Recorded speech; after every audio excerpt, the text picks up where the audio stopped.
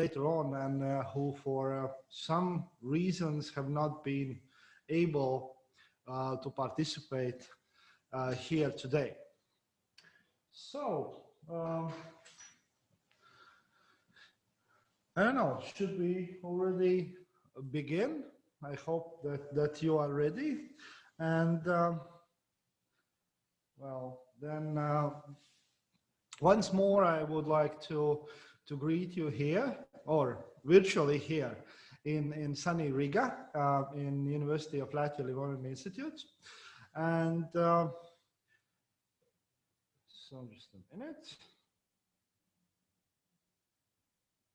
And today we are having this kind of seminar which is dedicated to digital approaches to endangered language and communities from a Nordic perspective. Initially, this is a part of Digital Humanities Nordic 2020 conference that was supposed to be in spring, and as well as this event. However, we are having it now under actually the same conditions as it was in spring. And initially, when we thought about this event, the idea was that we should organize some kind of think tank or place where we can exchange experiences working on particularly endangered languages, trying to develop digital humanity resources for endangered languages and cultures as well. And because the more, at least here in University of Latvia Livonian Institute, the more we work on that, the more issues we stumble upon, and more we understand that sometimes approaches that are good for bigger communities, bigger languages, bigger cultures, they don't always work for smaller ones. They don't always work in conditions of limited data. And there are lots of technologies which you also maybe are not able to use in a way they were developed, but there are other ways how to use, sometimes surprising ways how to use to achieve different goals. So this event will be split in two parts. So the first part is now, it's taking place from 12 o'clock till 2 p.m. Not a.m., so always confusing a little bit about that. And this is meant to be more retrospective, so we'll try to look at various resources already being developed or that are already available for the languages people in different institutions across Northern Europe work on. And the second part, which will take place from 3 o'clock till 5, that will be more dedicated to discussing in a roundtable format, discussing those problems, issues, challenges, and principles that we encounter while working with endangered languages and endangered cultures. So I will probably start this first session on the rights of housekeeper, let's say so. And I will try to give you a small overview of digital resources for Livonian language. So basically, on the subjects that we here at the University of Latvia work on. So we are quite new institution. We have been founded just 2 years ago, 2 years and a couple of months, or 1 month to be precise. And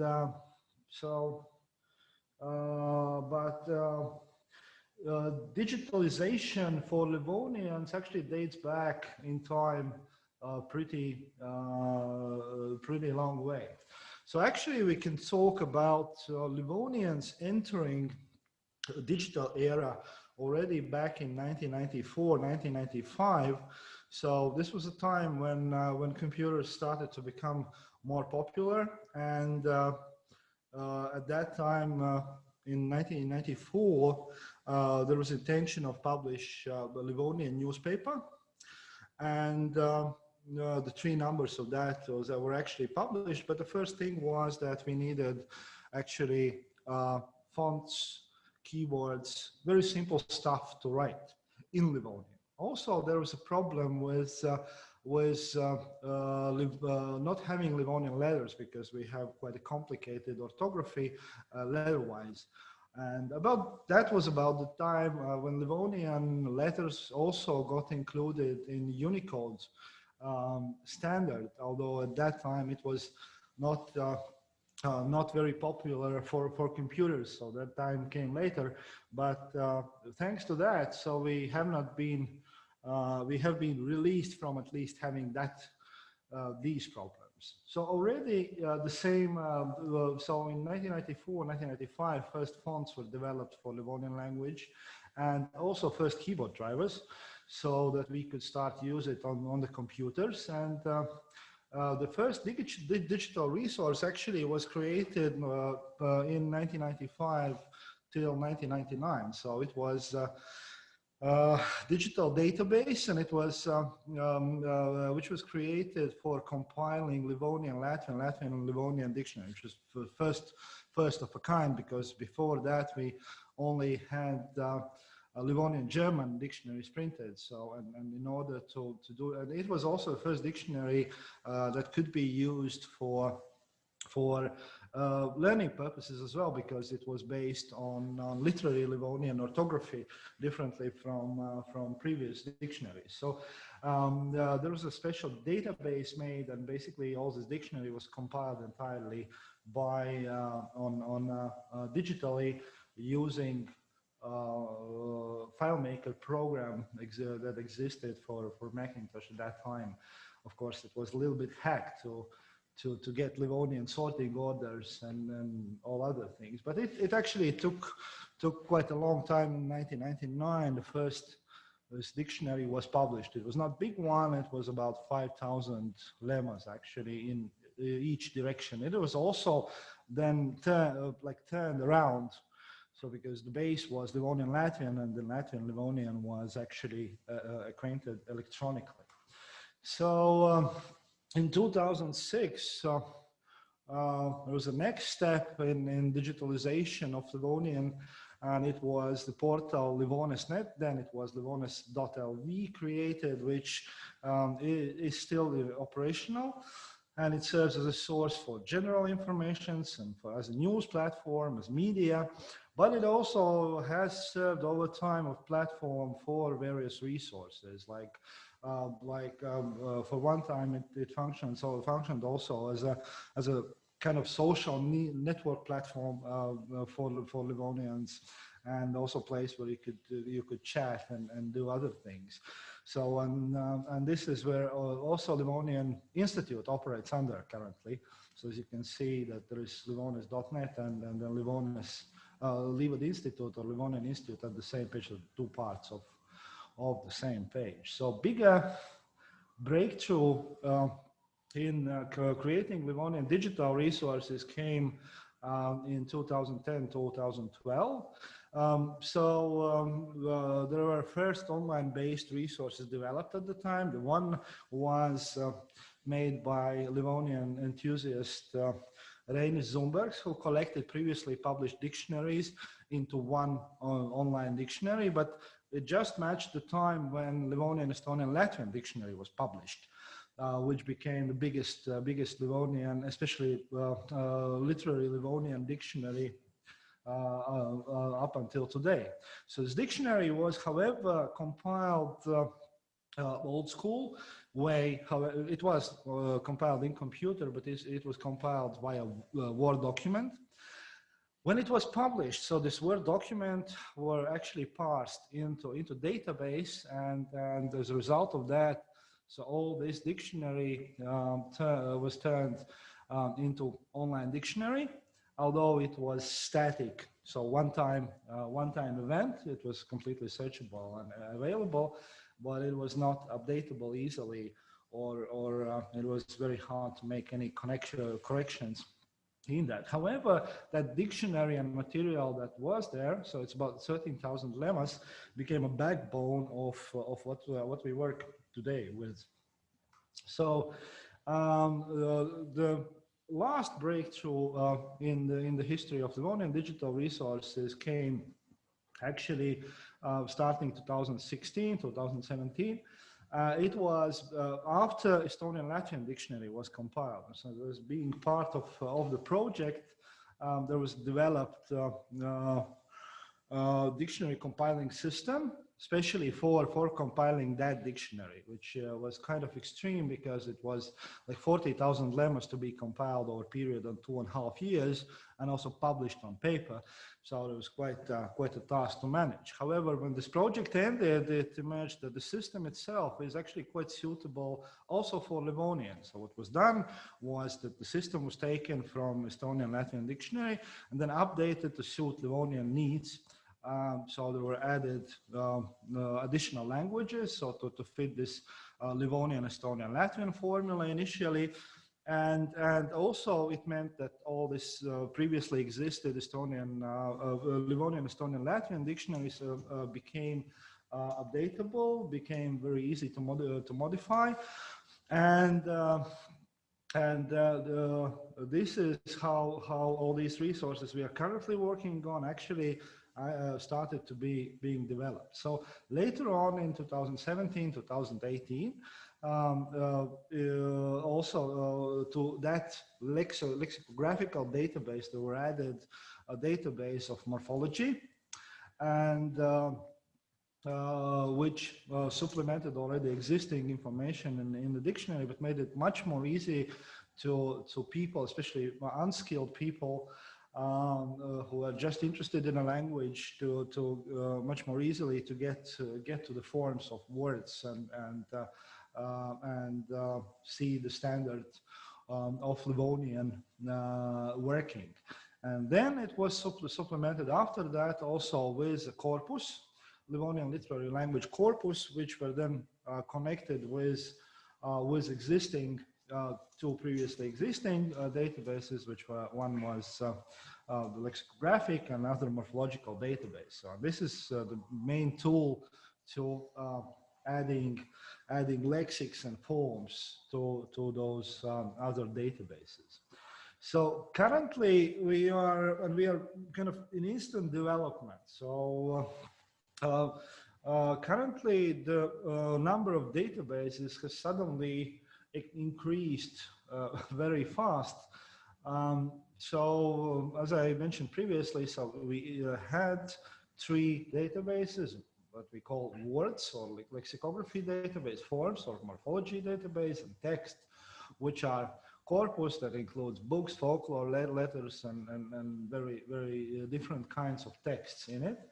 And then since beginning of 2020, within the project of documenting Livonian place names, we have started to develop another database, which is actually key database to changing all the approach that we have been having before. And this is a database of place names. So basically all the place names are already registered and being registered into lexicography database as lexical units. But these place names also have are geospatially linked. So what it does enable us is that we actually can look to the data that we have through also geospatial perspective. And in order to increase that multifunctionality, so there are 2 smaller databases that complement all these 4, and this is collections. So the collections that this is description of sources that are included in corpus, kind of background information that is important when you try to understand the language that you see, and also people. So people, informants, because every text has a source that it comes from. Every text has also a person who is behind that, who's either written it or told it. So and then having information about informants, and that I would like to discuss also later on in the second part. is, in my opinion, very vital and important when you decide about or try to do research on some language issues, especially when talking about endangered languages.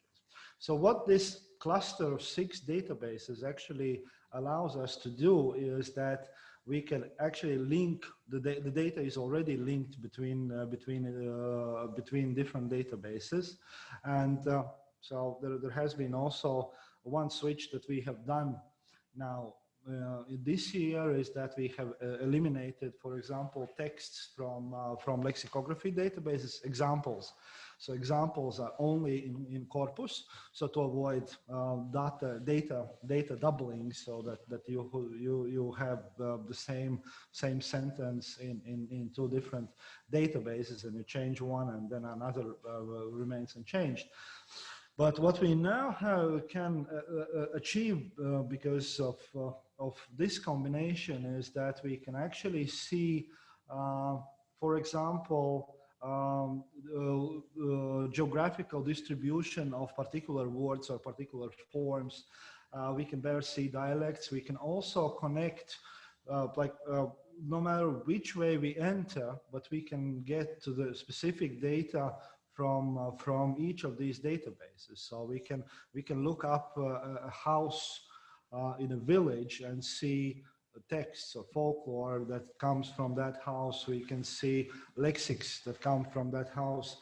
We can see people who have lived there or been connected with the place, and vice versa. So we can enter 2 forms and see who is using particularly these forms, and then we can see who are these people, what is their background, and why they do so. And also this approach, so the geospatially based approach allows us also to look towards future, because there are lots of, and here we are talking about, like, we're going out of maybe linguistic part of that, but there are lots of collections of both Livonian tangible and intangible heritage scattered across Latvia and in broader sense across Northern Europe, like Estonia, Finland, Sweden, etc.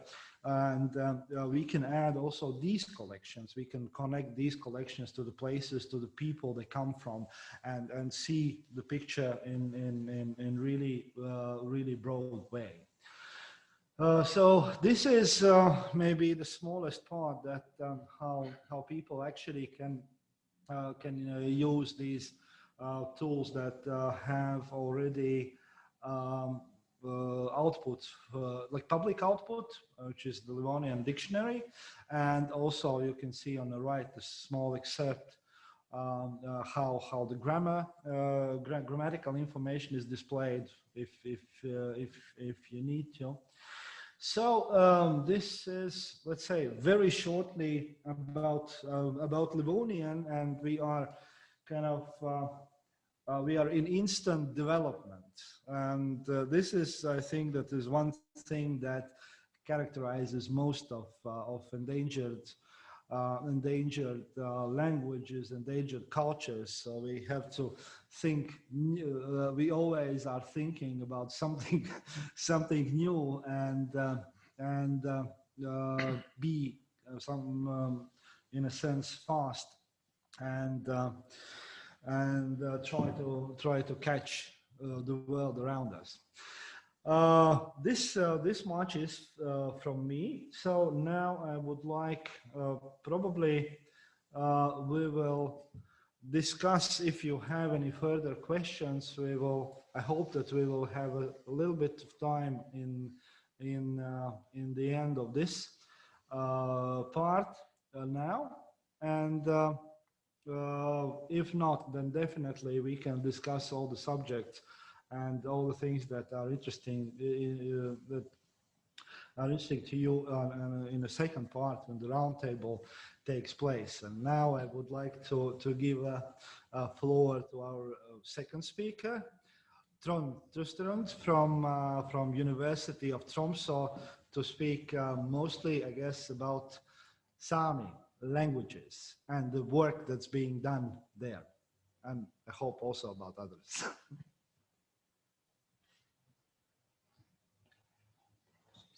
So, Trond here, 1 sec. I'll have to come up with the right document. And that one is here. There. There. I will. Okay, now suddenly the computer went very slow. I will first say some general words.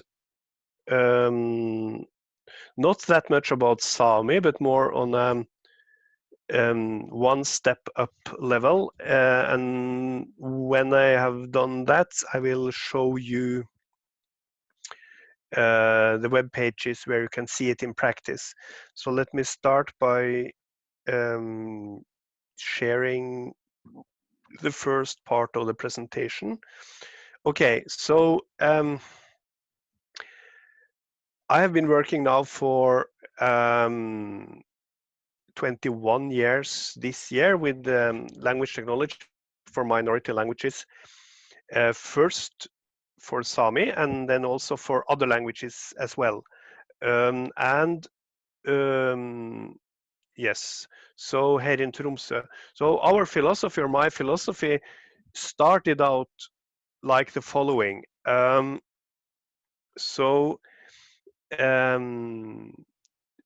My background is a linguist, and I wanted to work with things that were linguistically interesting. And I saw when I started out, okay, we have HPSG, LFG, and DG. People who don't know these abbreviations could say that linguists used to like those abbreviations. They are things that linguists do. We had also, at that time, statistical models of different kinds, hidden Markov model, machine learning. Today we have, of course, neural networks, which we didn't have that at that time. But what I was interested in was actually the intersection of these two things. That is, things that both were linguistically interesting and that worked for end users. And for me, this was finite state transducer for morphology and constraint grammar for syntax. And it is actually a theoretical point for me as a linguist that I had two different formalisms for what was going on within the word and what was going on between the words. I actually think that this is not a coincidence. And I see that the approaches both to the left and to the right of the intersection would differ in this point from me. So this was sort of my starting point, to go for the intersection between the two. And the idea behind the finite state transducer, actually this technology, as I see it, could have arisen in a capital with a technical university and a complex morphology for an official language. So I would expect this to turn up in Ankara or in Budapest or in Helsinki, and it turned up in Helsinki with Kimmo Koskiniemi's two-level morphology, which is actually this, that we have gusa, which means cow. It's a Germanic loanword, and we say we want this in the accusative, and we make a quasi-string with a weak grade trigger, and this weak grade trigger will then remove the s in the middle of the word. So then we will magically take those two intermediates and identical strings away, and we will end up with a pair, a bidirectional pair, going from the word form to the lemma and the analysis, and do that in a mathematically well understood way, which is a finite state transducers. So this is actually the foundation of everything we have been doing. And for morphologically complex languages, I have a hard time seeing, well, the only alternative to this I see is a table where you have all the analysis to the left and all the word forms to the right. That's also possible. So we build pipelines like this. This is in Norwegian. So take Njeida, girl, add an illative, Njeidai, fix the ending, Njeidi, remove the diphthong, needy, and then you have the illative. So this would be the sort of conceptual pipeline for going from Njeida to needy. Yes. So, and then for the CG, there we would say that, and this would be handcrafted rules, which we would say that, okay, mi ertletan muitalan, we haven't told it in Sámi, where we would say for all 4 of these 5 words would have multiple analysis. And we would say that make context sensitive rules. Say, for example, the second rule to take that one. So liat has many analyses, and one of these is a conneg, the conneg verb form. And it would then say that, okay, the word to the left is a negative verb, hence choose a conneg, and so on. And so then the analysis would then be the correct one, and to that we would add both syntactic functions and we would add dependency trees. We are well aware of that this can be done by huge corpora and by hand tagging and by machine learning. Our experience, though, is that what has happened time and over is that someone has sat down and written these rules, and then someone else have ordered a tagged corpus made by this system, and then they had run a machine learning on top of that. So what you say that fortunately for the neural network guys, we are around because we are the ones that are making the gold corpora. And also, of course, since we are working with, say, Livonian or, say, South Sámi, we actually don't have that many corpora to learn from. Okay, we have also made iCall. Sorry about that there. So again, we have been using the FSTs, and we have been using databases, and then we have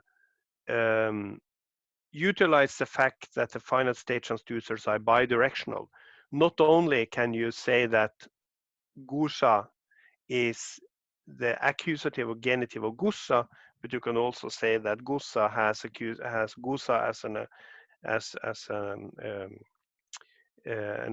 an accusative and genitive, and you can utilize that fact in order to make grammatically aware iCall systems, and we have done that, and that has been done also for, yeah, I will not go into Võro, for example, because Jack is coming after me. And we also have this, so this would be the iCall for second language learners, right? The ones that should learn the morphology. We also have some iCall for first language learners. So for example, if you are going to school and want to learn the syntax of a language you already know, then you can use our tools. Since this hasn't caught on, so we haven't been working with this for many years, but I think it's useful to keep this distinction in mind. We've also been doing machine translation, and we have been doing grammatically aware machine translation, not the Google type, so that we have started out with Bachpas le guakte bardni, Shilius leat guakte bardni. So there's the priest has 2 sons, and on the yard there are 2 sons, but these are in Sámi and in Baltic Finnic have the same structure, right? Because we have this on me is habitive, and then we analyze grammatically. We have a lexical transfer component, and we have a transfer component saying that if you have an extensional analysis, it's the indefinite article. If you have a habitive analysis, then we have the to have verb, and so on. So then we have 2 very different translations here in Norwegian. What is important to stress is our philosophy for machine translation, and that is that we have been building machine translation from minority languages to majority languages in order to provide minority language users the freedom of using the minority language. So, for example, we have political discussion groups for Sámi parties that are promoting the Sámi language. And they have earlier, in essence, had a ban against or on using Sámi, because the people who don't know Sámi has been so sad and so left outside when the other participants have spoken in Sámi that they have stopped it immediately, which has been very ugly to look at. Now we have offered this machine translation system, and so now whenever these supporters of the Sámi cause that do not speak Sámi have been trying to stop the Sámi language discussion, they have been countered by the reference to our machine translation system saying that, okay, if you don't understand this, then go translate for yourself.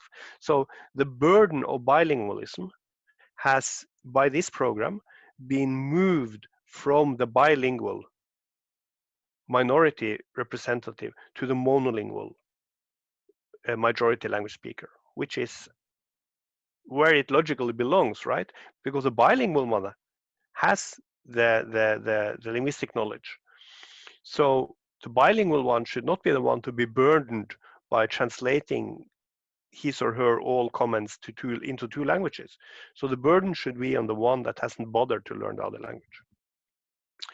But we are very afraid of having the machine translation system the other way around, because the Sámi languages in the Nordic countries, especially in Norway, are now met with such a positive attitude, which is of course very good.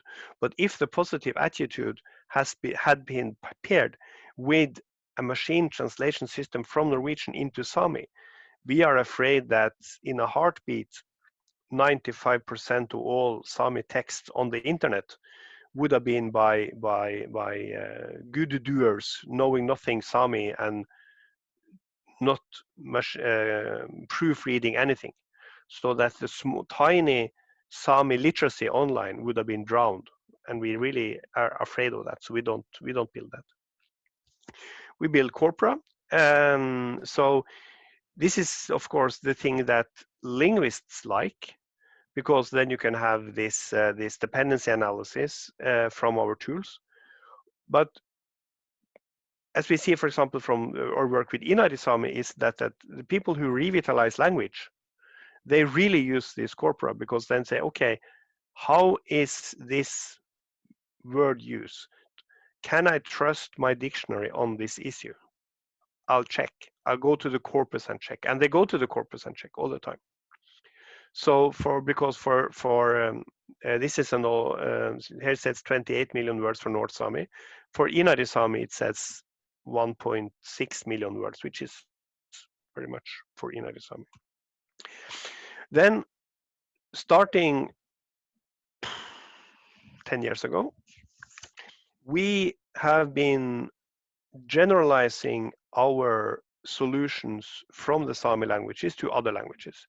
And on a principle basis, what we have been doing, we have been building an infrastructure saying that you you have linguists putting knowledge of the language, words, dictionaries, grammar, grammatical instinct into the infrastructure, and you get tools and other stuff out.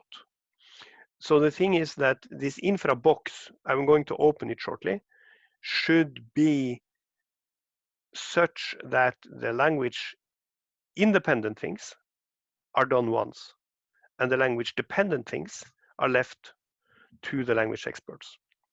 So the thought has been to do it like this, that we'll have, okay, there are some technical words there. So we have a core, common scripts, shared filters, schemes, and we have templates that we copy up for each language with build rules and content. And then we have, okay, it says GNU Auto Tools. It's the tools that we use And with these three types of resources, we can build tools for individual languages, so that the experts on Livonian or South Sámi or Buryat Mongolian should concentrate upon the grammar of Livonian, South Sámi, and Buryat Mongolian, and all the resources that are common for the languages should be solved common. So, for example, in August, we launched a Faroese spell checker. This is my hobby, working with Faroese. And so we are actually utilizing the Faroese people as beta testers for our Microsoft Word installer. The new generation of it, because for some we use old generation, but they are now the beta testers on new, and they have been finding all kinds of errors, and these errors in these installers, right, they are now being plowed back into infrastructure, so that all the languages we work with will get a better infrastructure. So this is actually saying the same, that we have these linguistic resources, we have the databases, and we make these programs, and we have different people working with it, so that and if you go back to this, what's interesting, it is that languages, since the linguistic programming that is being done is interesting to philologists, then for South Sámi or Buryat, we have both language activists, and they are of course interested in their own language, but we have also philologists. So philologists for English are not interested in making English spell checkers because they are made, or machine translation, because machine translation and spell checkers are made in ways that are not interesting to the English philologists or English linguists. But the way we do it, these tools are interesting also to the philologists, which means that the Institute of Mongolic Studies in Ulan-Ude or in Heidelberg in Germany are interested in this, so that the Finno-Ugric department in Helsinki is interested in this. So that's why we can make these tools, even though the commercial potential in the majority of languages is zero. So this is again, so for each of these things, we have the what we do as linguists, and then we have our programmers making them into practical programs. And the philosophy being that if you have the performance at the y-axis and the time at the time axis, then the first 5 years are spent trying to find out what this is about. But we have been doing that, so new language communities could actually start here and say that the next 1.5 years there is tremendous progress, and then we spend the rest of the lives to go from, say, 95% to 99%, which is of course the time-consuming thing. So these are the places on the continent where the languages that are under these circles, they are the languages that need language technology of this type. For the languages outside these circles, they can use our language technology, but they don't have to.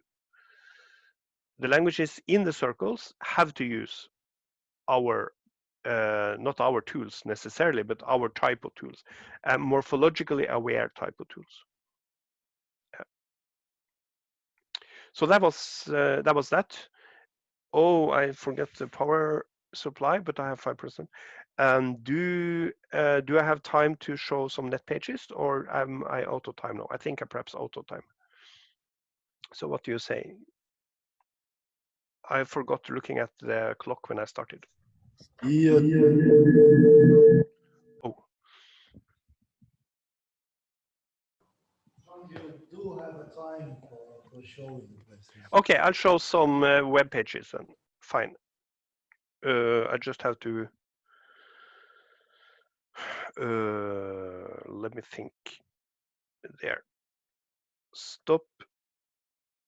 Close. I'll take a technical break to put my charger, so then you can, and thereafter what I'm going to do is to show a couple of web pages, because what we have been doing in May this year actually is that we have been moving our work to GitHub.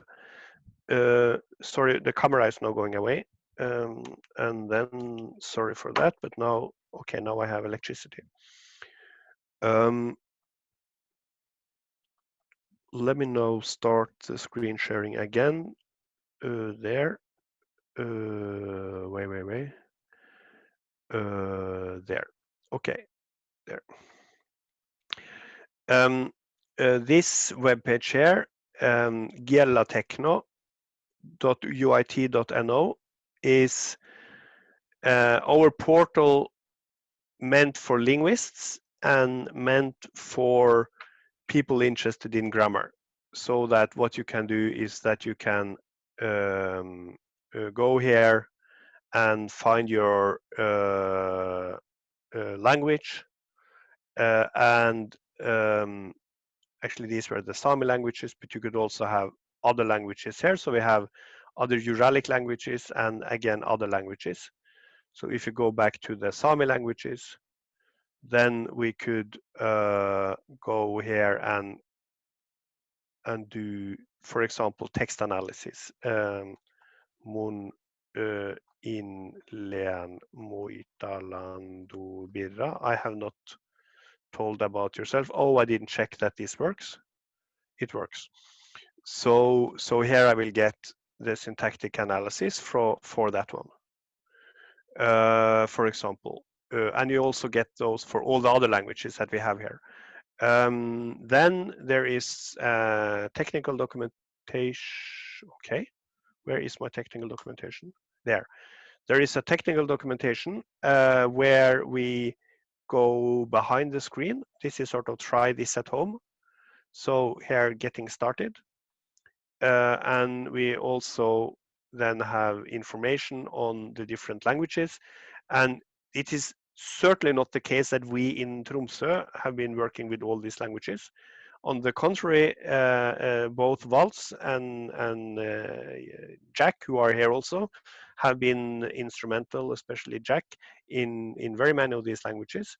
And we also have had colleagues in Edmonton and other places. And we are also not, have also not worked equally much on all the languages. So, for example, the languages with an asterisk, they don't have any substantial content, but the ones with no asterisks have some content. So that's that.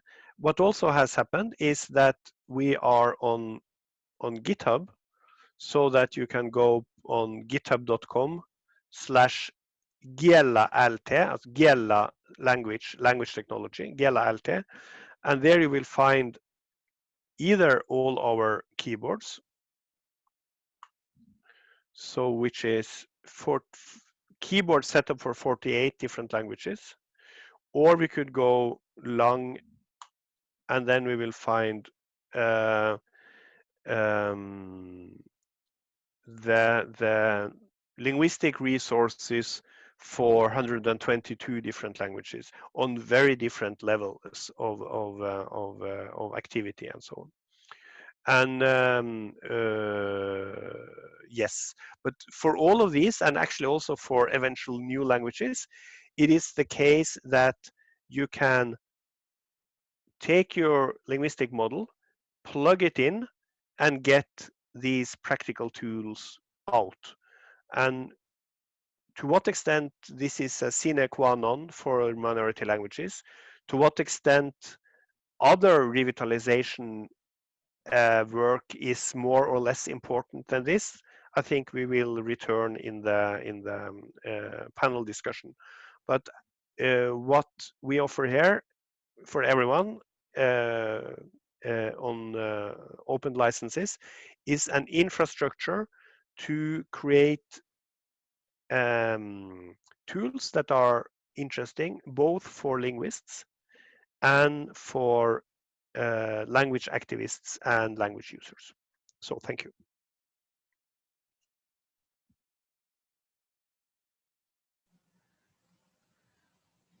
Yes.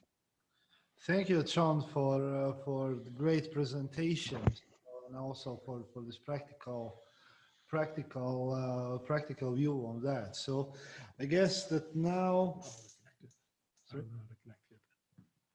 No, interesting. So now we probably go to Jack with his presentation. Are you on Zoom? No. No, I'm not on Zoom. Okay, then send it to me. Okay. Now we have. We'll try to manage Jack's presentation, which is on his computer currently. And yeah, just so just a minute.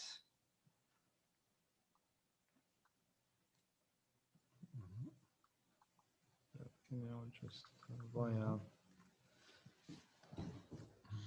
Jack? Can you send via? I just glued in the URLs I referred to in the chat.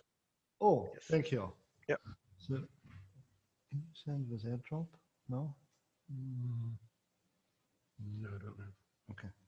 Sorry. Maybe let's change a little bit order, and as long as Jack is will get Jack's presentation fixed, I maybe would like to get the floor to another one of our guests working closely with Trond and Jack in developing language tools, and that would be Juha Sullev from Võro. So to tell about language tools developed in cooperation and then separately for Võro language. Sullev, please. Oh, tere. Have a nice day. Yes, I am here in Tartu and I am working with Võro. Do you hear me? Yeah. Very good. Actually, I have some slides too, and I have sent to you, Valt, my slides also. And I don't know if you can put them on the screen. Okay, just a moment. It's downloading. Yeah. So okay, I will then share them from my computer here. Okay. So, and you just tell me when I have to switch them. Yeah. Yes, of course. So first of all, if we will start about Võro digital resources and language technology, so I will give some prehistory.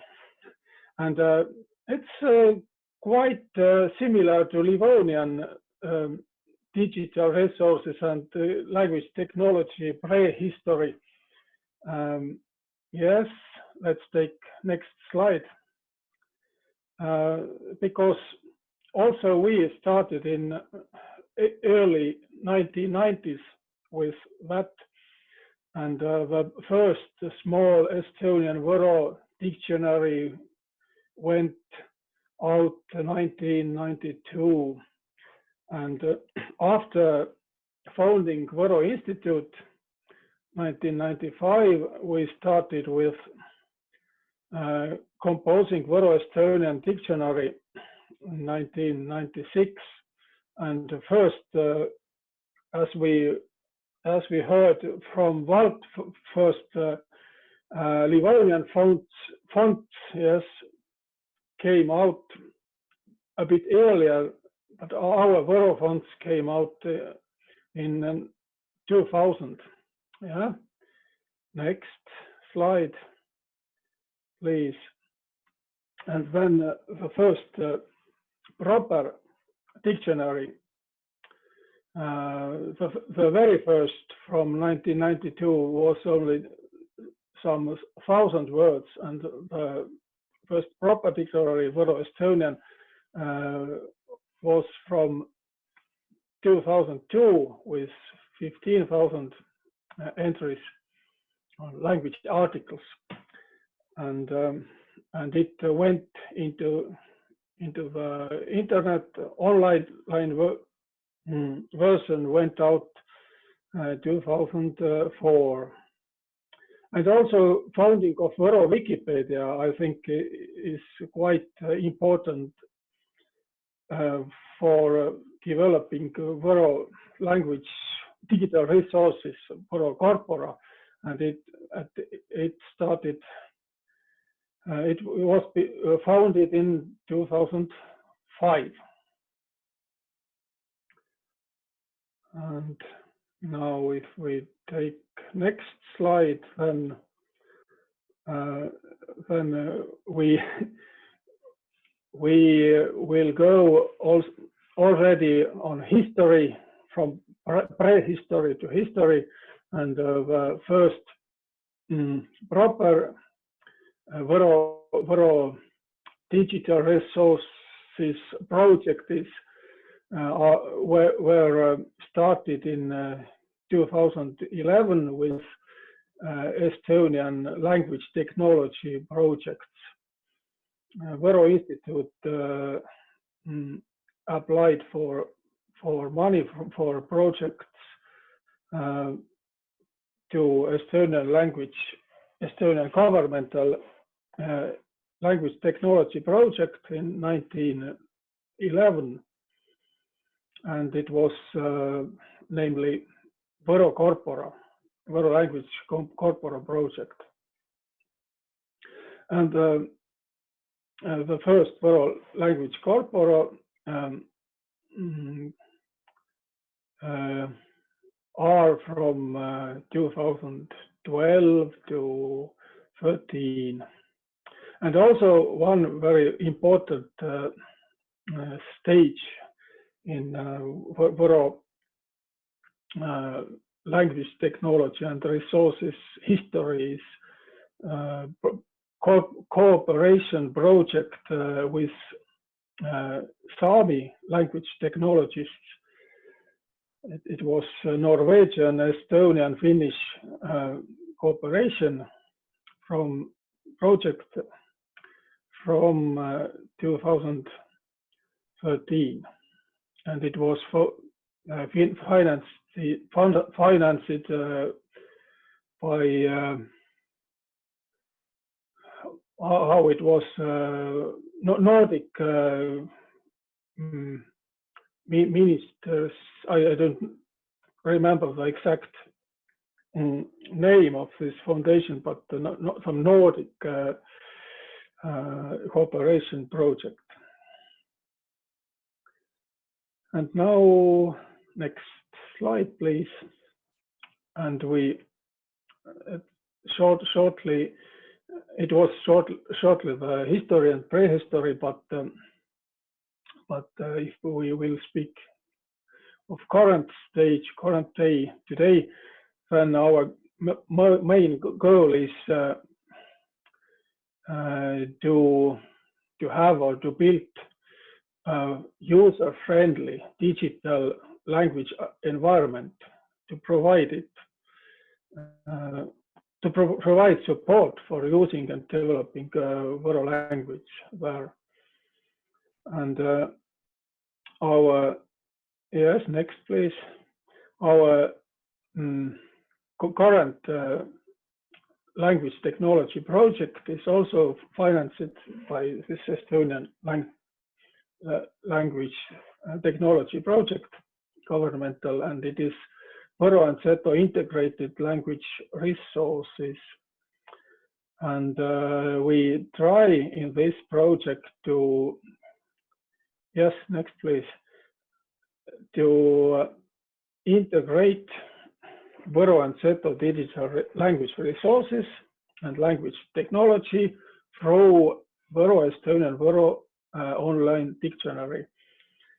And also our aim is further developing of dictionary, same online dictionary and other digital resources and technology tools. Yes. And please next. And this is this same online dictionary, sõna.org, and we have their dictionary. Main part is dictionary part, and then also corpora, corpus. And in corpora part we have there actually 4 corpora. Yes, we can see it on next slide. One is corpus of Võro language newspaper, Oma Leht, and one is Seto language newspapers corpus, and also literature corpus. And one more we have on the next slide. It is revcorpus, yes, it is parallel corpus. Yes, and in next slide we will see one tool connected with this dictionary, online dictionary. It is we have also sounds. We can hear, listen sounds, how Võro words sound, and we have such a tool, online recording tool. Everybody can record, can give their voice to Võro dictionary, to say some Võro words with their own voice. And here we have example on this page where people from different parts of Võro area have said this ABC book. And yes, everybody can use it and can give as a gift their words, read it by their own voice to Võro dictionary. It can be some cooperation of all Võro speakers, and even not Võro speakers. It's also it's very welcome when some Livonian speaker says with Livonian accent some Võro word, or Sámi speaker with Sámi accent, then that just it appears with, for example, Riga, and mail from Riga says some Võro word. Okay, it's more than welcome. Next slide, please. Yeah, here is just this working environment where you're recording these words. And then next is our, as I named also, our cooperation with Norway, with Sámi, the language technology in Tromsø, and it's one of most precious tools of Võro learning of Võro, Võro keelt or ohpa in North Sámi. It is really very important to Võro students. We have Lexa, Numbra, Fona, Morpha, and Morpha S and Morpha C for words, learning from numbers, from phonology, and from morphology, such exercises. Yes, next please. Yeah, it's words learning, yes. And actually we have here 7 language pairs. We are very proud of it because Sámi for Sámi languages it was built so that there was Norwegian, Swedish, and other Scandinavian languages, and German and English too. And now we have all these language pairs also for Võro. It's a very good thing. Yes, next please. And our cooperation with Estonian Language Institute in Tallinn is also very important to us because with these people we have built this Võro speech synthesizer, and it is freely available. And on the next slide you can hear where it is integrated in the same Võro dictionary, online dictionary. All words are read by voice, by human, but all sentences are read by this synthetic voice. And we have 2 voices, voice of 11-year girl and the voice of man. And I think it is, in my opinion, it is not worse than Estonian voice synthesis. It's quite good. Yes, and on the next slide you can see the same thing. This synthetic voices is integrated also into the Võro Keel program, and these sentences are also read there by the synthetic voice, girl voice. And also on the next slide with numbers part in numra, all dates and numbers are read. They can be quite long and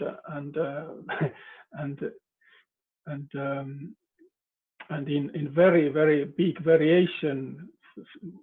We have millions of numbers, of course, and nobody could read it in, but no human could do it. But this synthetic voice is a useful tool here. Yes, and now please next slide. As Valts told, Livonians had their first keyboards very early, already in 1990s, but our first keyboards came out not only quite recently in this Estonian-Norwegian cooperation project, and mainly thanks to Trond and other our Tromsø colleagues. And yes, for sure, yes, Trond and sure.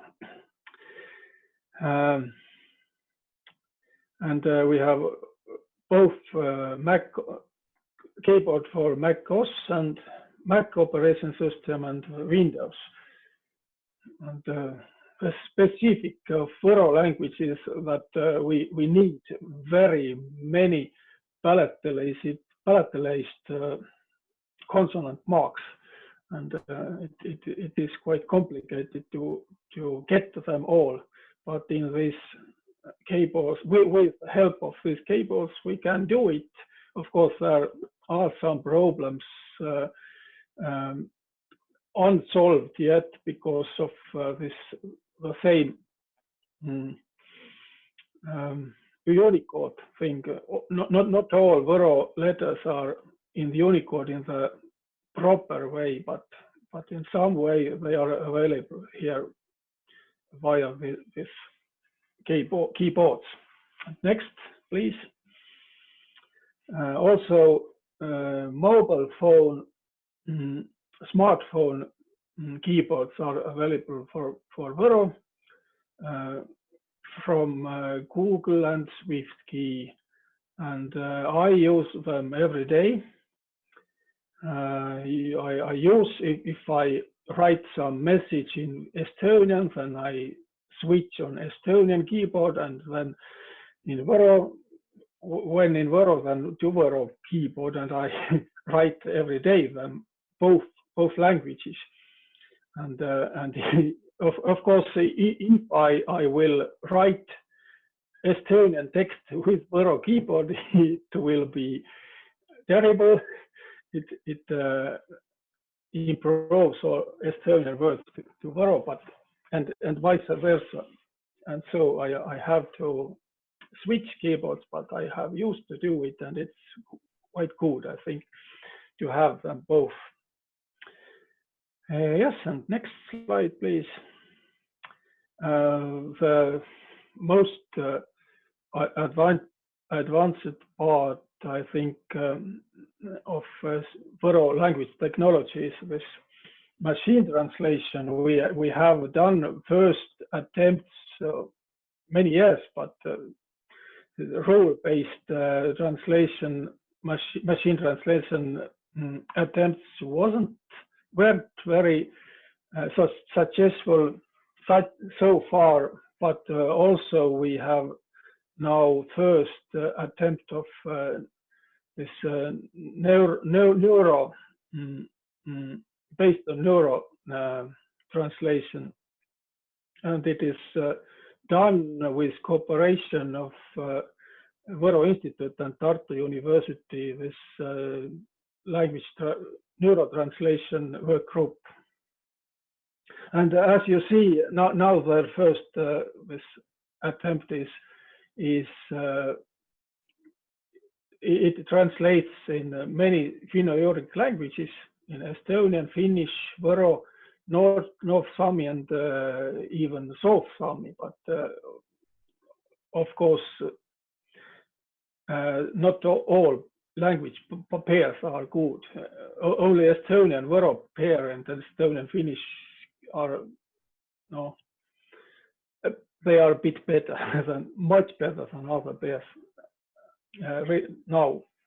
But of course they are making mistakes and so on. They are just first tests. Yes, next please.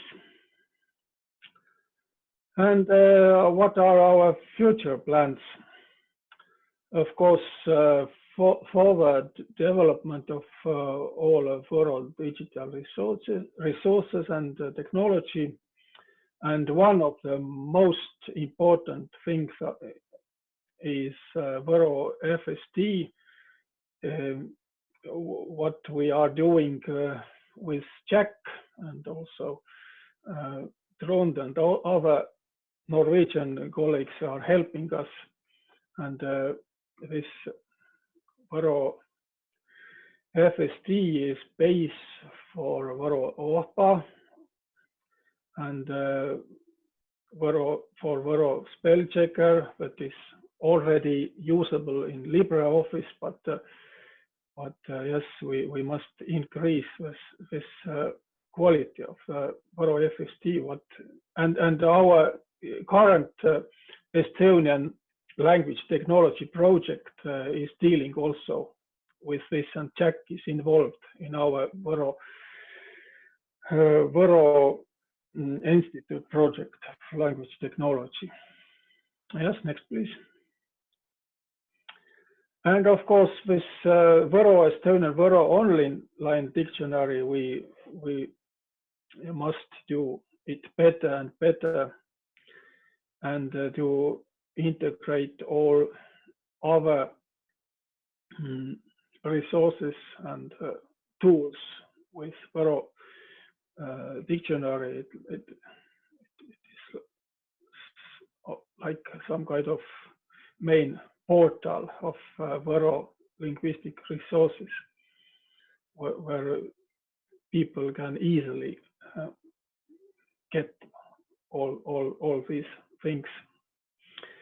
And of course, we want to proceed or cooperation with other projects and institutions like Estonian Language Institute in Tallinn, and maybe in someday also with Tallinn Technological Institute, and so on, of course, with Tromsø and Helsinki, and with maybe with Livonian Institute and so on. We cooperation with other institutions who have been already one of the most important things of our Võro Institute and Tartu University South Estonian Center when we are speaking of language technology.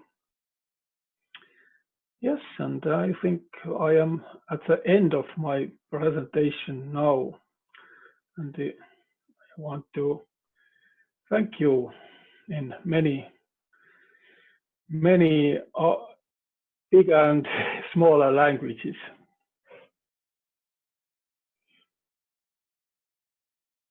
Aitjumma also. Pieno. And thanks for a great presentation on Võro. Do apologize to everyone for a little mess with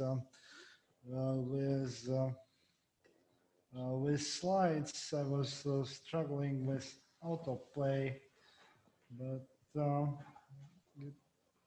everything fixed. So and continuing, because there was a lots of talks about Jack previously. At least Julia mentioned him 4 times or 5 times, if I counted correctly. So now it's probably time to give the floor to the Jack, speaking, continuing actually the same story before. Hello, can you hear me? Yep, okay, good. So a lot of this stuff will come to you as a rewording of what's been said, but let's just take a look at points of departure. I think this is a very important thing, that we are looking at language resources and facilitation. And then there are questions of prominence versus eminence, feasibility and functionality, and our languages, how they fit into the picture. One of the problems that we run into is if we say that, well, our languages are low resourced, then that's what they say about Hindi and German. And so it's kind of hard to actually get support for what we're doing. So if prominence is being widely known and everybody wants to have eminence, then maybe that's not quite what we're looking for. We're looking for what little we have, putting it together and making it functional. We need to put what little we have together. And so we can talk about language domains, we can talk about education, media, public services and infrastructures, and we'll find that a lot of our languages have little pieces of this and that, but there's no full coverage. So when we look at domains, we want to know where our language is spoken, or where do we use them? Do we use them at home? Do we use them in the marketplace? Can we use them in the marketplace? Can we get information through this source, or is this just a way that we share our own information in communication? And maybe it's we say that we live, our homeland is our native language. When we look at education, then the question that comes up is our language only the subject that we study, or is it the medium of education? And and is it accepted? So when we look at the Finnish situation, then it's all right for a non-native to write a doctor's dissertation in Sámi and defend it, but it's not okay for a non-native speaker of Livonian to do the same. Media, written, audio, audio-visual, and here what you'll see that in the case of, for example, Sámi, then there's a high acceptance. This is what should be done, and therefore the media is brought in, but there's a lot of translated media. So this is the majority of the written material that you run into. But on the other hand, when you get to the audio and the audio-visual, then you might actually come down to discussions with the individual people. And then the Skål therefore has a public services and infrastructure, which is hard to come by when you go into our eastern neighbor in Russia, and you want to know they have a lot more media. They have radio, television, newspapers, but can you get public services? That's something that is being worked on, and I think that our friends in Syktyvkar are the ones at the forefront of that development in Russia among the Uralic speaking peoples. So what kind of prerequisites for digital presence? We talked, Trond has spoken of lexicon, so has Sulev, and morphology, syntax. We need extensive corpora, and this is something that Valts has been working with. Online dictionaries, spell checkers, tools, and iCall. But the most important thing, of course, is that the community actually wants it. So if we look at our drop in the bucket, just the little bit that we can give, we can say that looking at a few languages, if we look at Sámi, Komi-Zirian, Erza Moksha, and Medomari, let's just take a look. And what does it mean when you talk about lexicon? Now, lexicon, all of the languages have bilingual lexica. And this is because when we start out with field research and things like that. But the fact that we have very small monolingual dictionaries in Komi-Zirian and Erza is because somebody has decided that, hey, we can explain this terminology or these words in our own language. We don't have to go through a different language because it's easier or it's more concise. They've decided that their own language is concise, and the stories behind the Komi-Zirian and the Erza are completely different. The Erza was an author who decided that he wanted to compose his own dictionary, and of course this also means that there are a lot of people in the community that want to do their own dictionaries, but they're all bilingual dictionaries. In the Komi-Zirian, from the book that I've looked at, it's also it's done, put together as a single language dictionary, but this was sponsored actually by the Research Institute. If we look at morphology, I'm just saying that there is morphology in research, education, and finite state. They do not necessarily coincide. And so this once again is the choice of the community. You have to demonstrate how it actually works. Look at syntax. So with the Sámi, we haven't done any developing on the syntax that we need to. At the moment, we're trying to utilize what has already been done for North Sámi and Southern Sámi. And this shows that we still have to do something, because there's that much of a difference in the syntactic structure between Southern Sámi and Skolt Sámi that it just doesn't quite work. I'm saying that the syntax in Komi-Zirian and Erza and Moksha are emerging.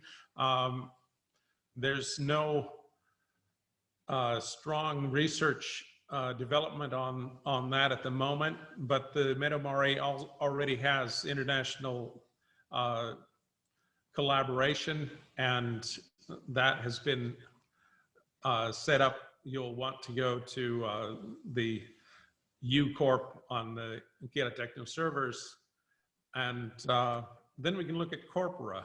And this is just what kind of things would you expect to see in corpora?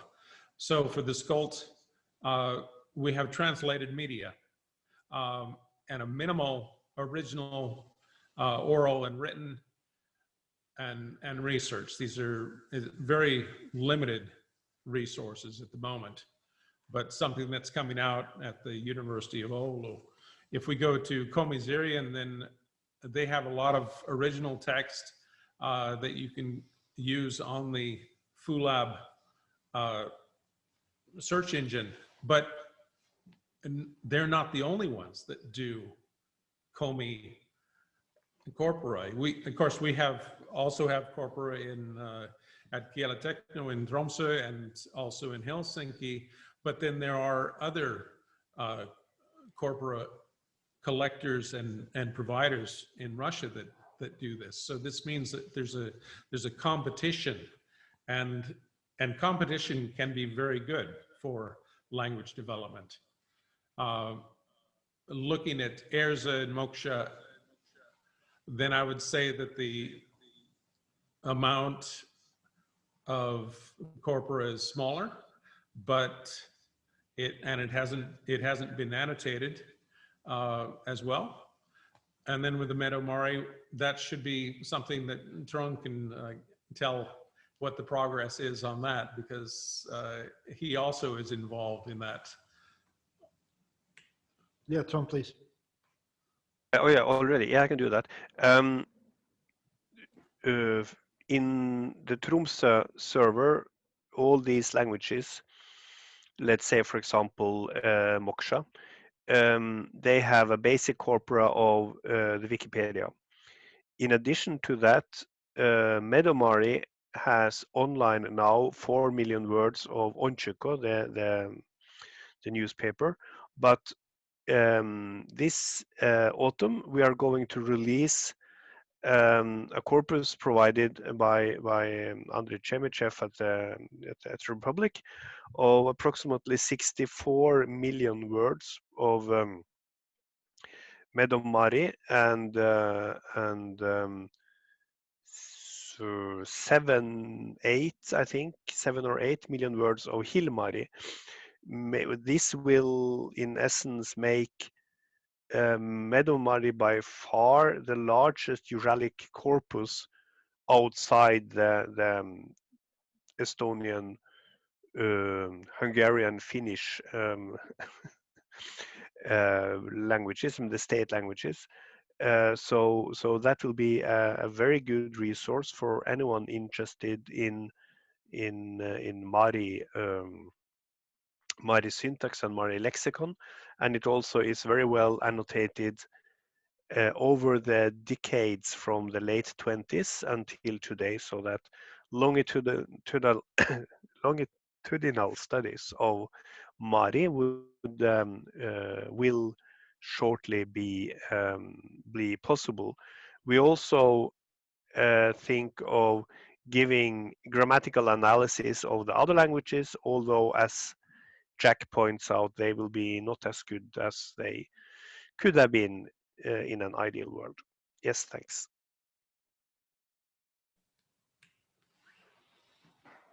Okay, so lexicon. I mentioned earlier with lexicon, you have proponents, you have language community, research community, and infrastructure.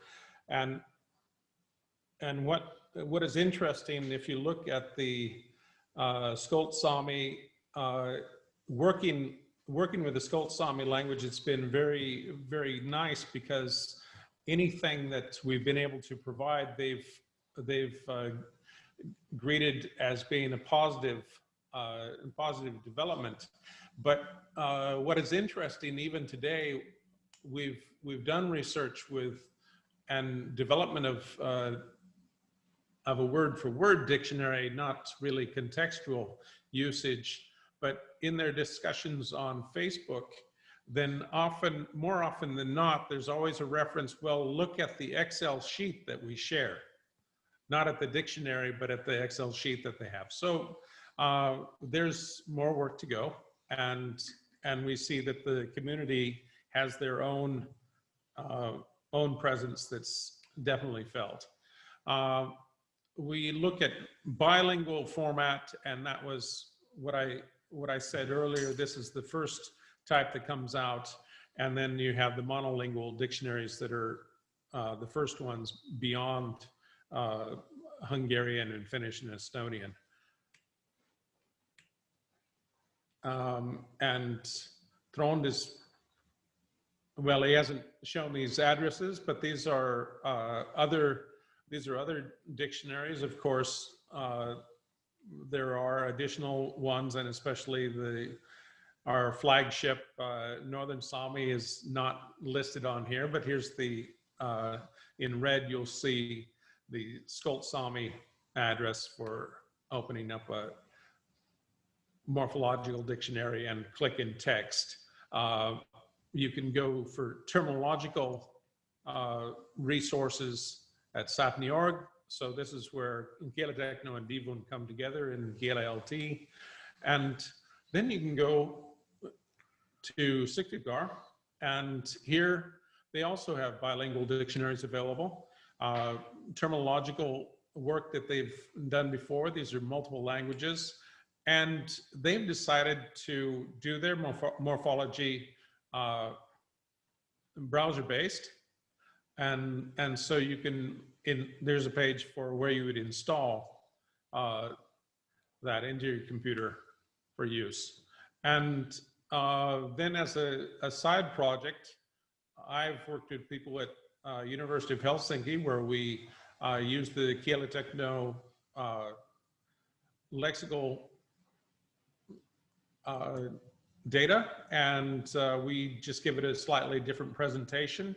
But here we're working with Verd, which is stream or flow in Skolt Sámi, and this is what we were using to allow the Skolt Sámi community and researchers at Oulu to do their latest dictionary. And so just to give you an idea of what we were working with, we have, of course, we have IDs, we have lexemes, part of speech, continuation lexicon, but we have different ways of sorting. And so we can sort in reverse consonants, which means that if, in the case of Skolt Sámi, we're not really that interested in what the vowels are, but the consonant structure of the word, then we're able to put those words into an order that makes it easier to find the same word structures and therefore identify them. This is something that that they wanted us to do in Excel sheets before, but here we have it put into the database. And one of the exports that we do from Verd is then LaTeX. So this is just something that is being worked on for the Finnish Skolt Sámi dictionary that was brought online in August of this year. And what about morphology? Is morphology a hearth piece? In other words, do people research morphology just because they think it's fun? Or do they have a purpose? Do they want to actually achieve something with it? And this is something that Trond was essentially pointing to when he was talking in the origins of his interest, different spheres that intercept. And so this is where you want to see how many different ways you can use the same materials. And this is not, it's just not just our description of morphology, but maybe it's a need for us to communicate with academia and the research circles that they should actually be trying to achieve something with what they are documenting. Syntax, there's not as much of a problem. There are a lot of things that you can get out of syntax, and Trond was showing work with this, so was Sulev, text-to-speech translation, and this is what syntax, however you manage to get it, is going to open new doors.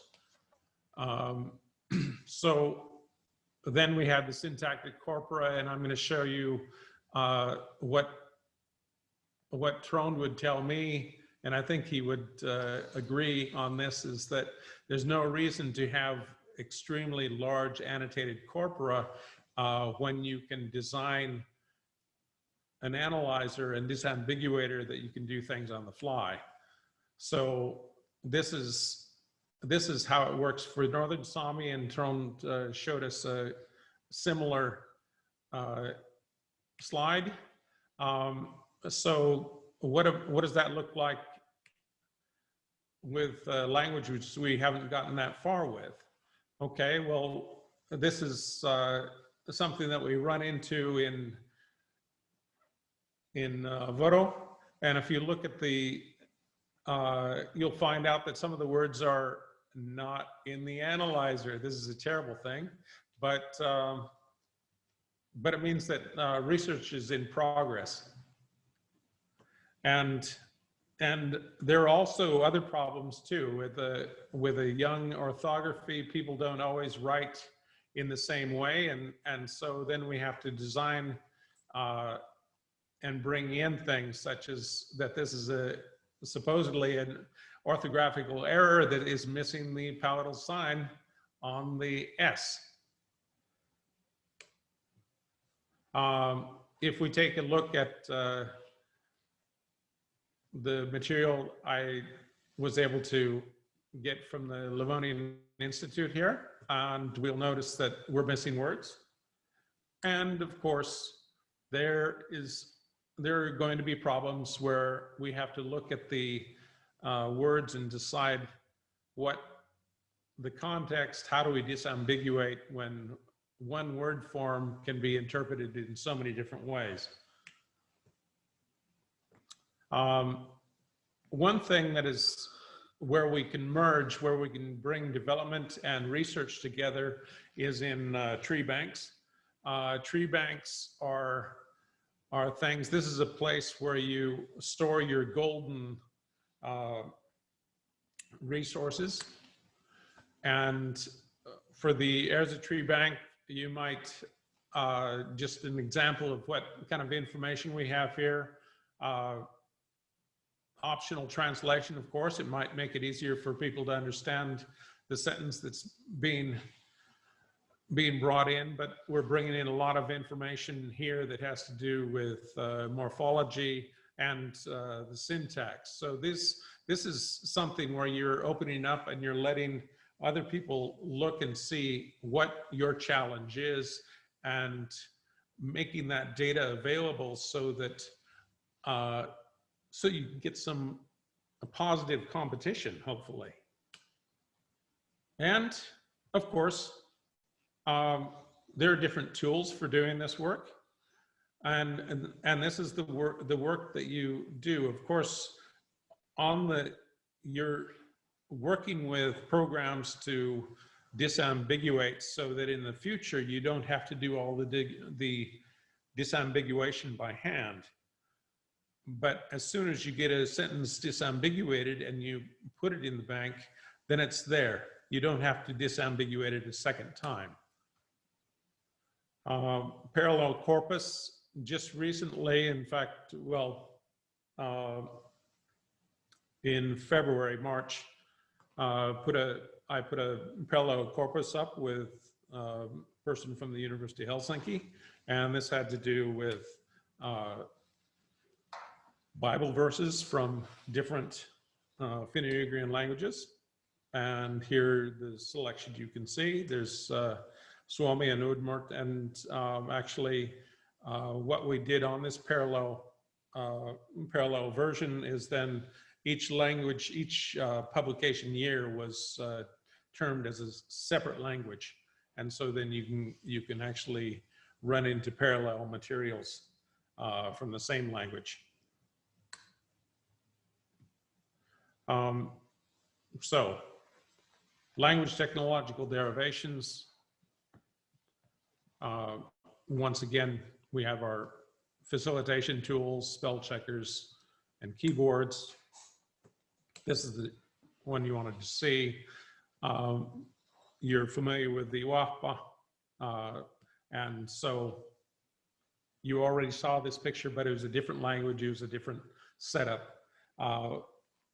The whole aspect of working in Kiela Techno has been that if the bicycle has been invented, you can paint it a different color. And I've done some work with language description, and I hope that it's made a better person out of me. And I hope that it's been useful for the people working with that. But I think that we should all, isn't this showing up? It's not. Okay. I think that sometimes we have to look around to other places and find out something new.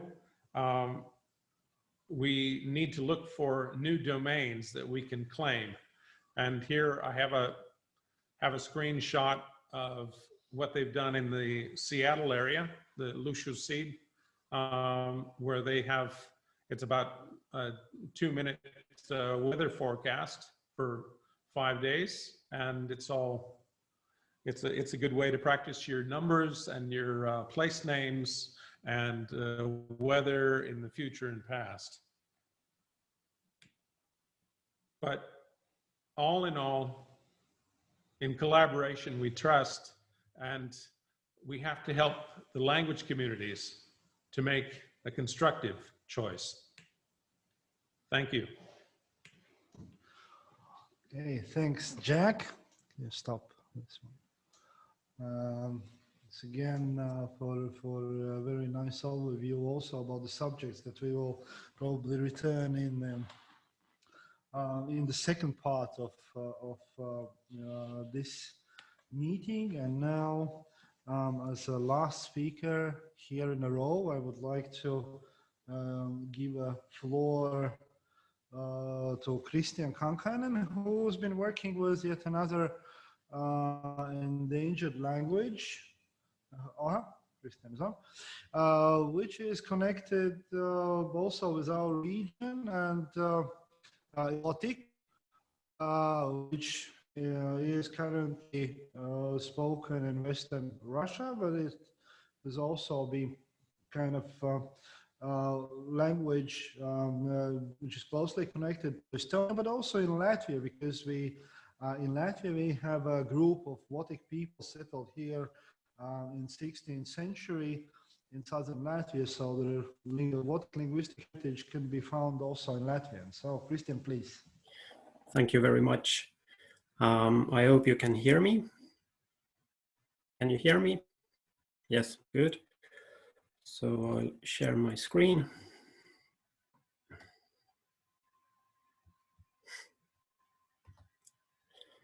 So, great. thank you very much for inviting me here.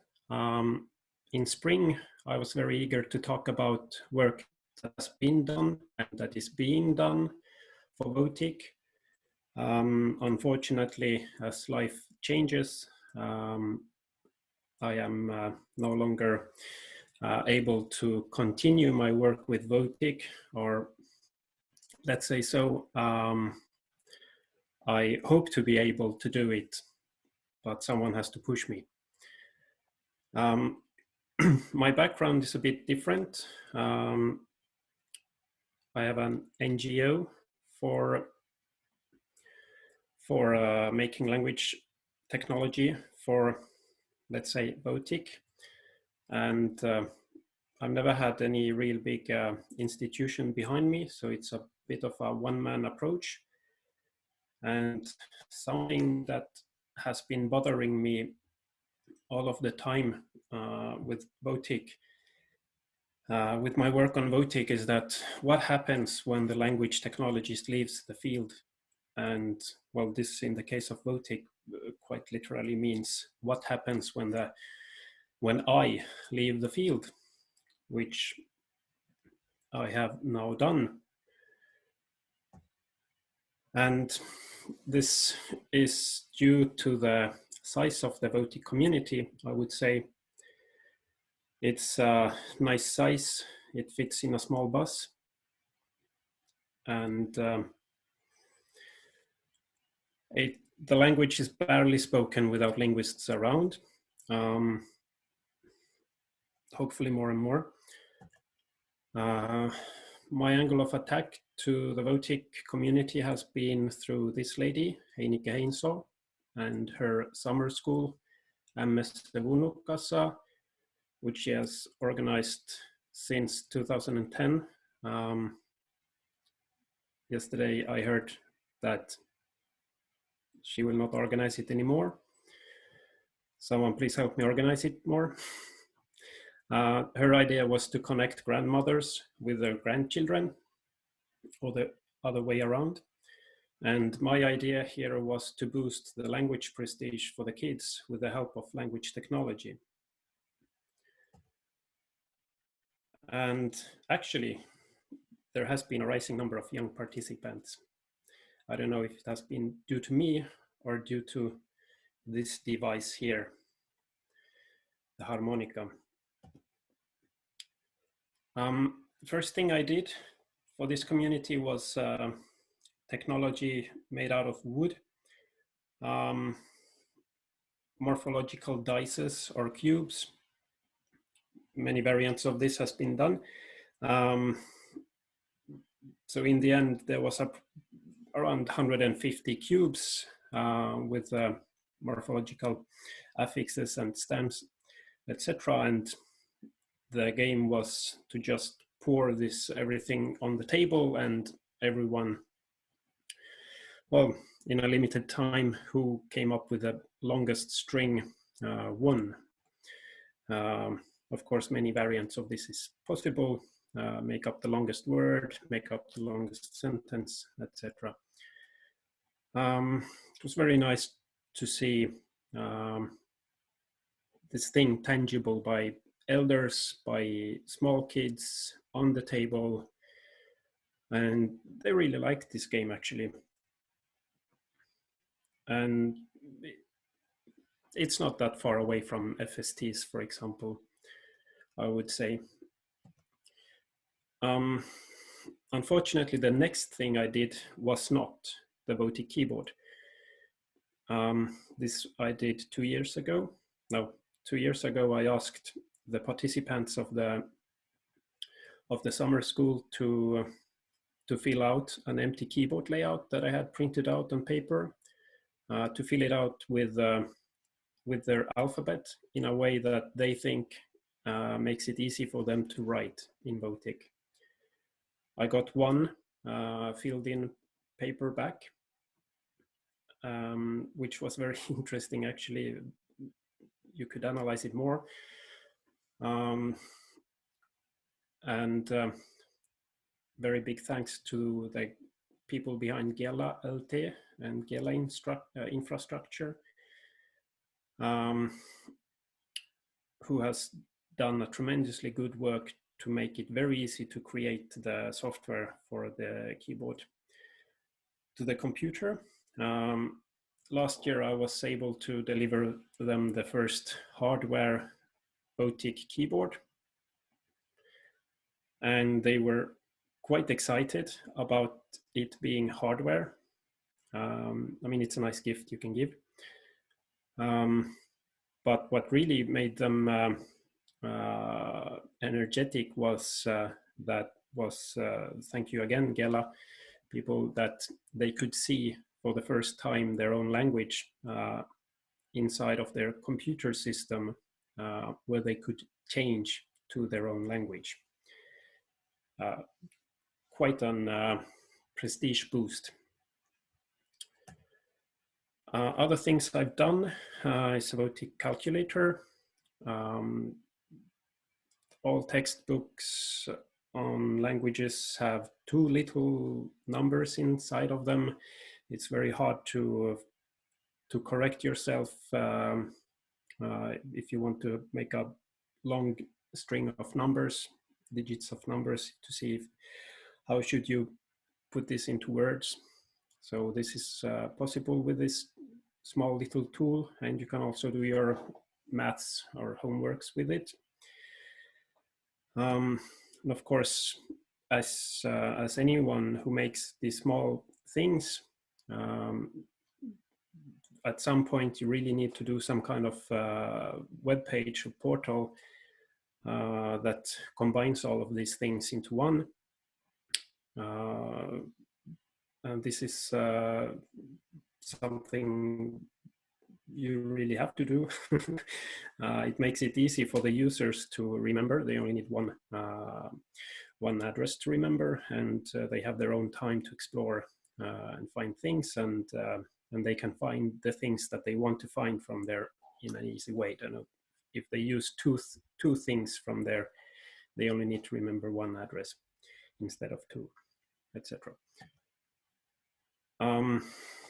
Another thing which is not maybe that technological, but is good, is not only to make videos, which Heinike, she's on the picture, has done.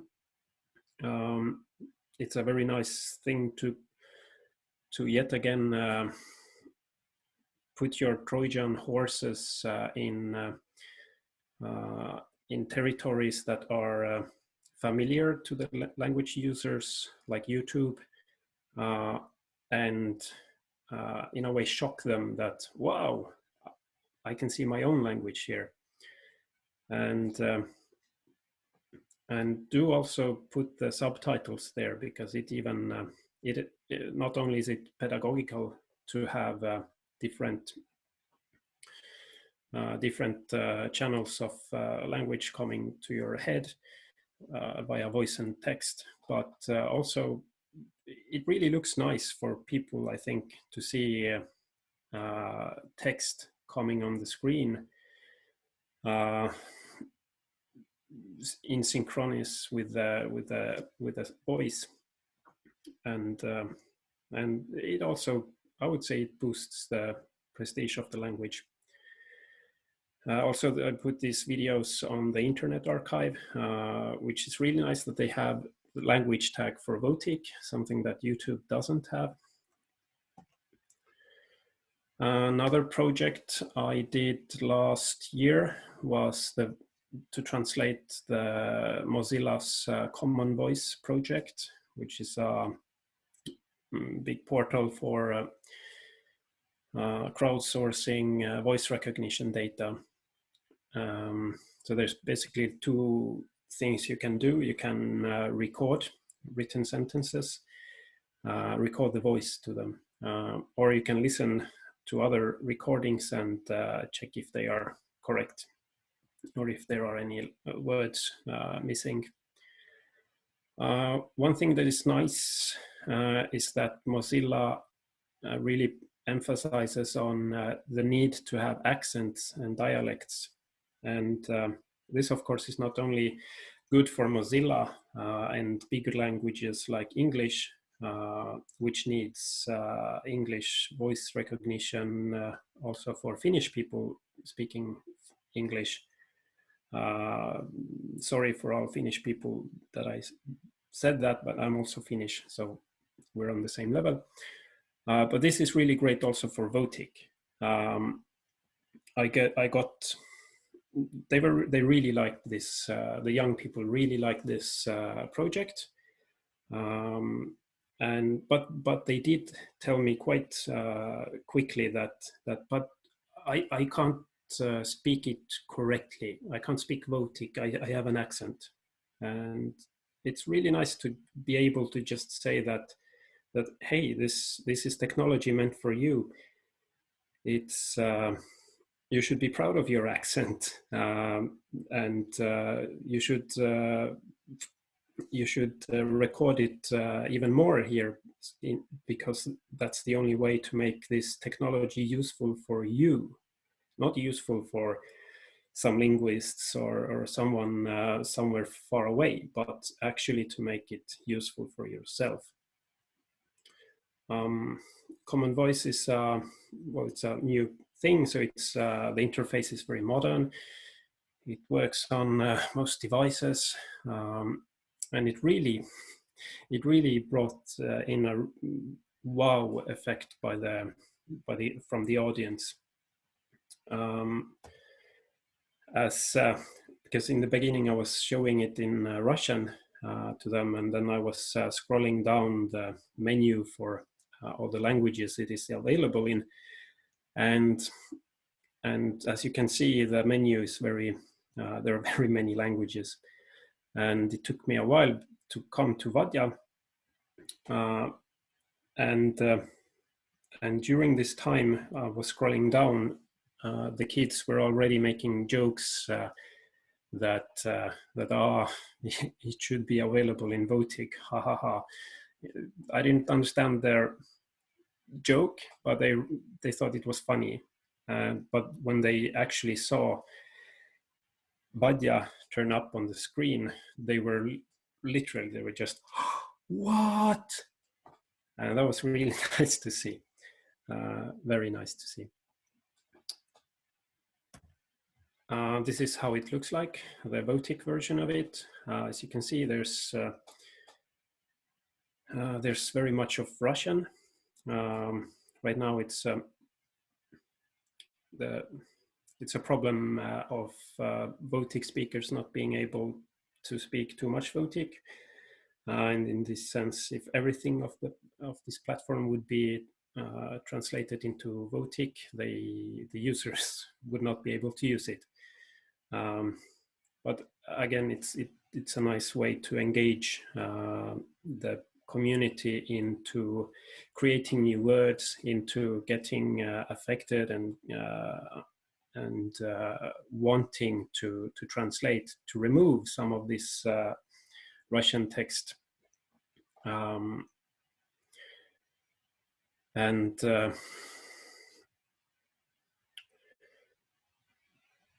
unfortunately, I haven't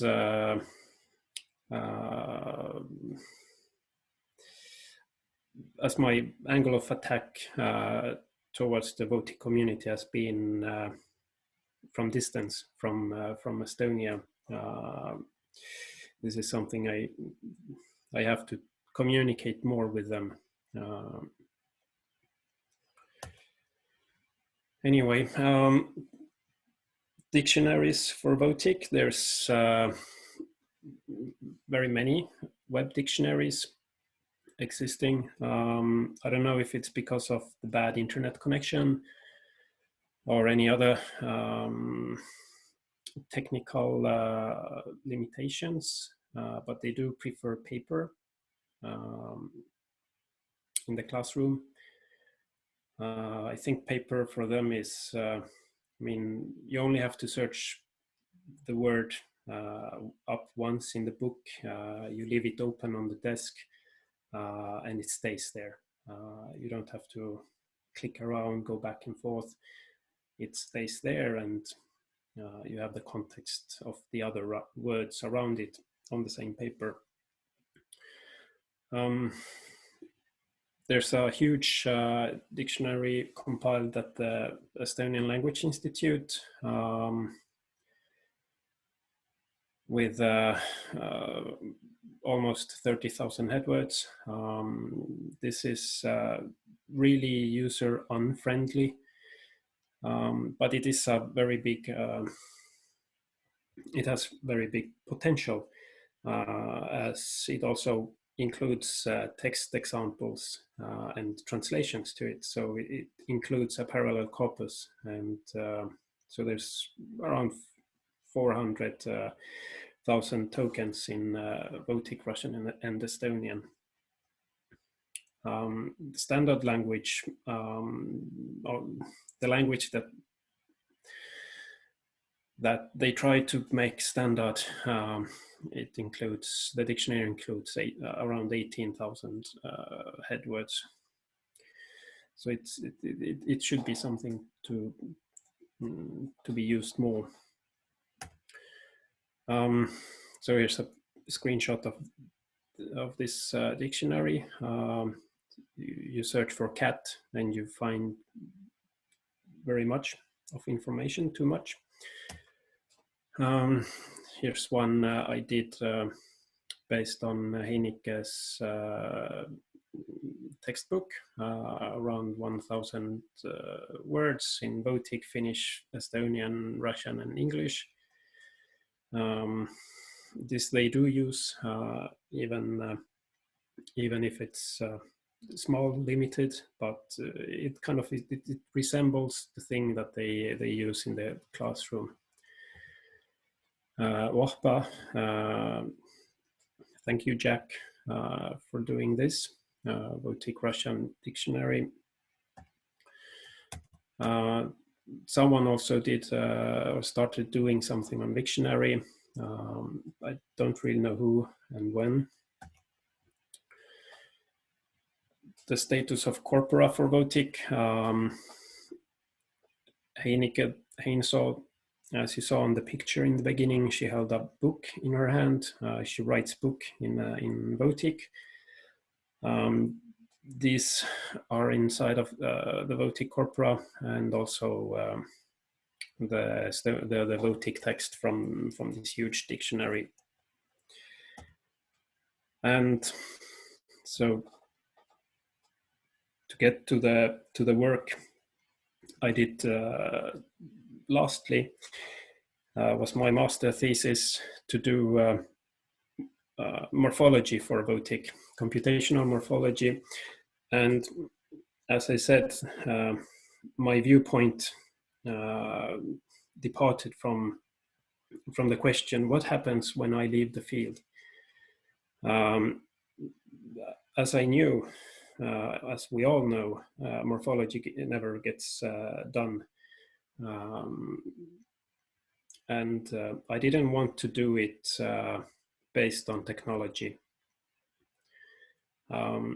So due to this, I needed to make a system that automatically creates the computational tools. So in this sense, it's technology neutral. And for the Votic users, for the language knowers, they needed to have an easy interface to add both words and paradigms, with no need of programming skills.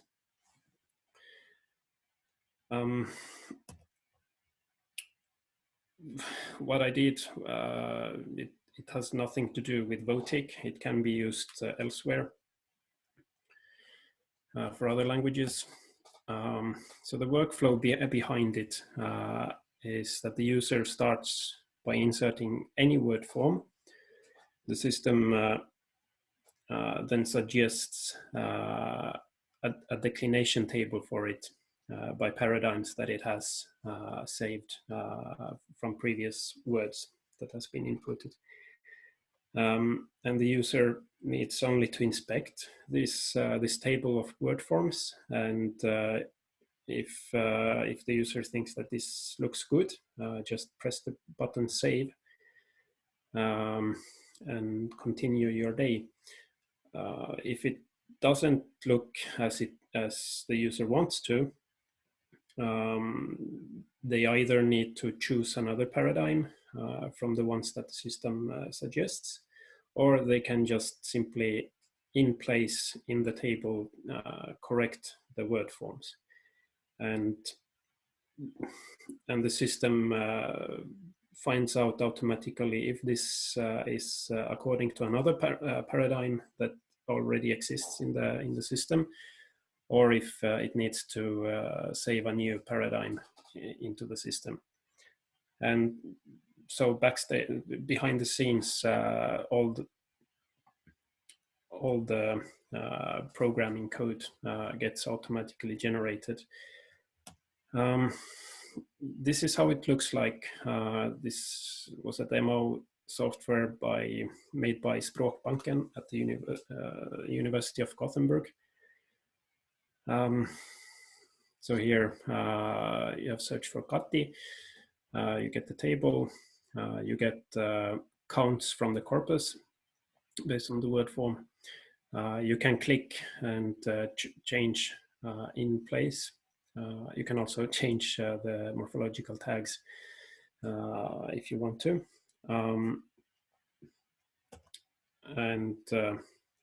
So that was word Kati, and minuutti would be the same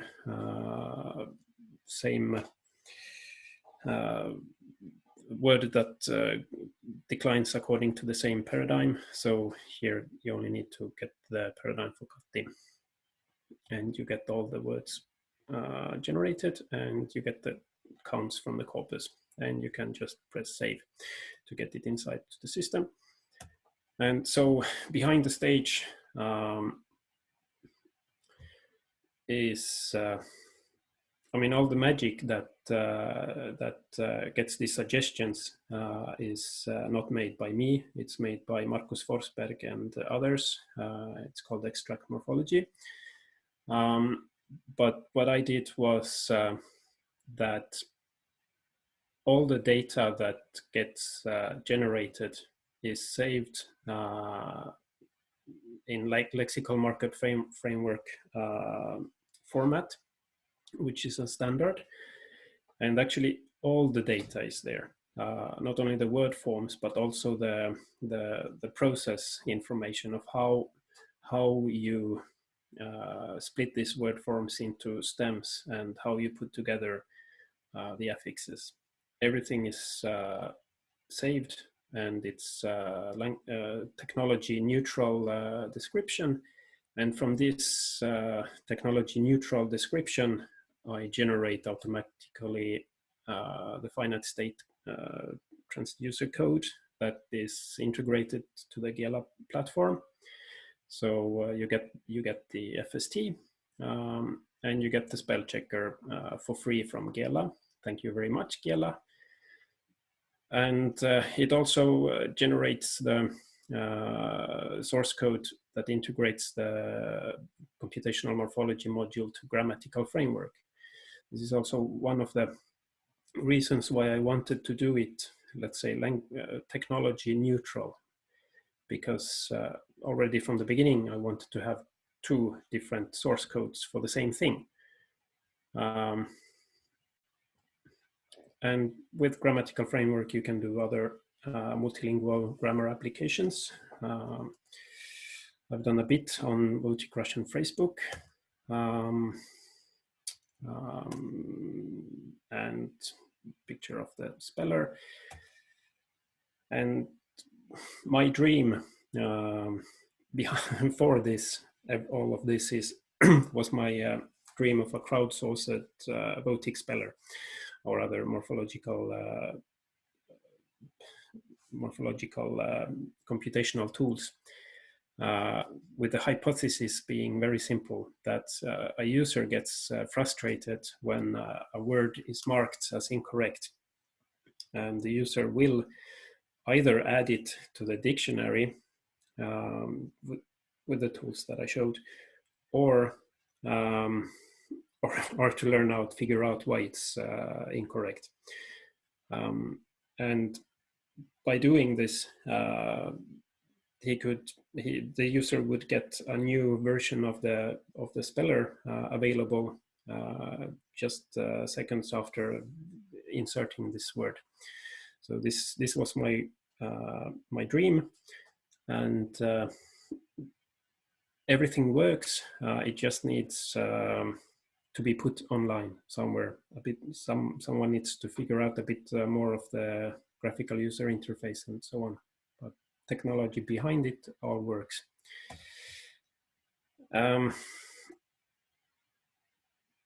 A last remark, I'm running out of time, is that these code generators, I made not only 2 for Giela and grammatical framework, I also did a 3rd one for my master's thesis that generated the LaTeX code for all the paradigms tables.